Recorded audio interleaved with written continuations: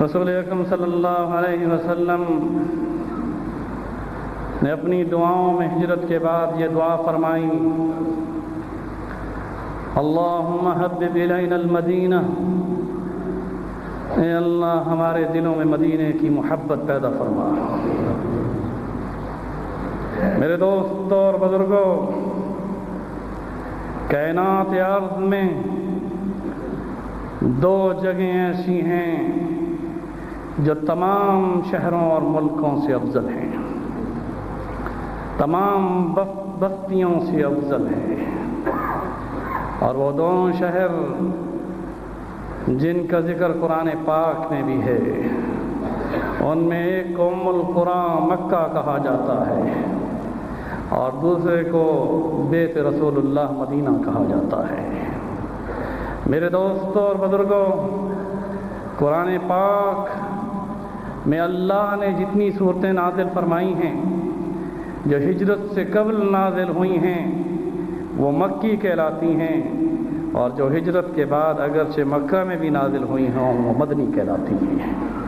حرمین شریفین کے اس مصحف کو جب ہم پڑھتے ہیں تو یہاں مکی اور مدنی کے تصور سے یہ بتایا جاتا ہے کہ ہجرت سے قبل آنے والی آیات مکی اور ہجرت کے بعد نازل ہونے والی آیات مدنی ہیں، اور ان دو شہروں سے افضل کوئی شہر نہیں ہے۔ میں کیسے بتاؤں؟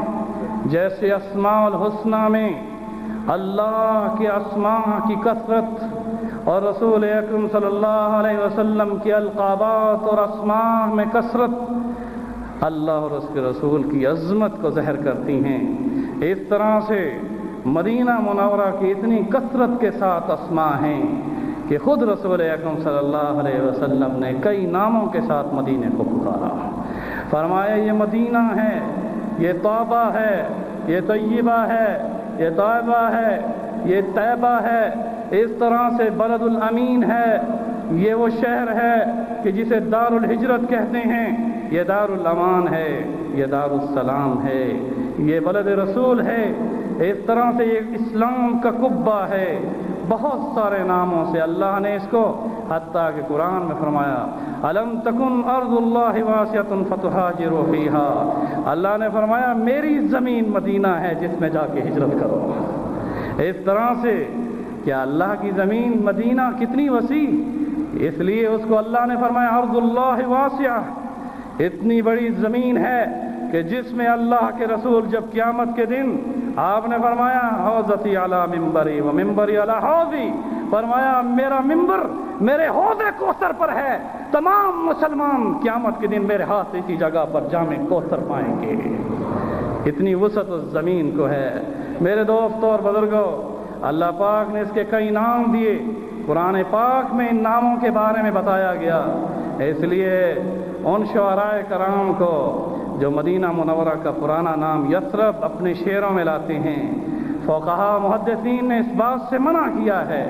کیونکہ امام مالک رحمۃ اللہ علیہ فرماتے ہیں کہ جو شخص غلطی سے بھی ایک بار مدینہ کا نام یثرب لے لے تو اسے کفارے میں کئی مرتبہ درجن مرتبہ اسے کہنا چاہیے مدینۃ الرسول، مدینۃ الرسول،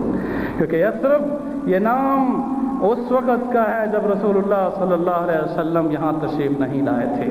جب رسول اکرم صلی اللہ علیہ وسلم ہجرت کر کے تشریف لائے، اللہ نے اس ارض مقدس کا نام بدل دیا۔